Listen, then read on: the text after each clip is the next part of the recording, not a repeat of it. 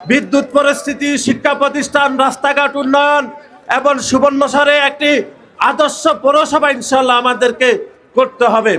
আমাদের সুবর্ণচরের রাস্তা বাংলাদেশের সবথেকে খারাপ রাস্তা। আমরা মনে করে আগামী 12 তারিখ আমরা যখন আমাদের দল নির্বাচিত হওয়ার পরে নদীভাঙা রোড এবং তারপরে আমাদেরকে আমাদের রাস্তাঘাটের দিকে মনোযোগ দিতে হবে। এবং আর কিছুদিন পরে গরম চলে আসছে, সেই গরমে সুবর্ণচরে কারেন্ট থাকবে না, ইতিমধ্যে বিদ্যুৎ অফিস থেকে বলে দেওয়া হয়েছে। আমরা মনে করে আমাদের যারা নির্বাচিত হবে তাদেরকে সরকারের কাছে দাবি জানাতে হবে যে সুবর্ণচরে আমাদেরকে বিদ্যুৎ পরিস্থিতি উন্নত করতে হবে। সংগ্রামী বন্ধুগণ, সেজন্য আমাদের সকলের দাবি থাকবে আমাদের শিক্ষা প্রতিষ্ঠান, আমাদের রাস্তাঘাট।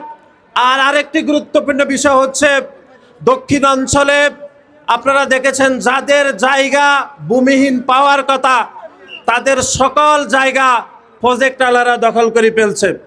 একজনেরও জায়গা নাই, আপনার জায়গা প্রজেক্টের জমিনে, ওনার জায়গা প্রজেক্টওয়ালারা দখল করে ফেলছে।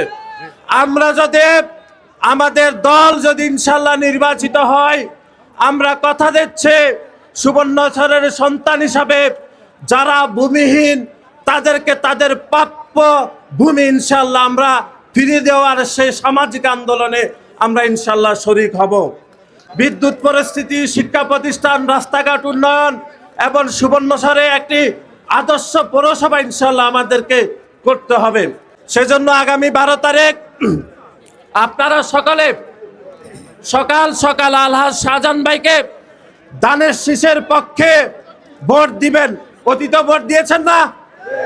আপনারা সকলে পঞ্চমবারের মতো আলহাজ শাহজাহান ভাইকে দানের শীষে ভোট দিয়ে জয়যুক্ত করবেন এবং আমাদের দলের চেয়ারম্যান জনাব তারেক রহমানকে প্রধানমন্ত্রী নির্বাচনের মাধ্যমে আমরা মনে করি সদর সুবর্ণচরের আসল উন্নয়ন ইনশাল্লাহ হবে। এই আশাবাদ ব্যক্ত করে আমি আমার সংক্ষিপ্ত বক্তব্য এখানে শেষ করছি। আল্লাহ হাফেজ, সবাই ভালো থাকবেন। আসসালামু আলাইকুম।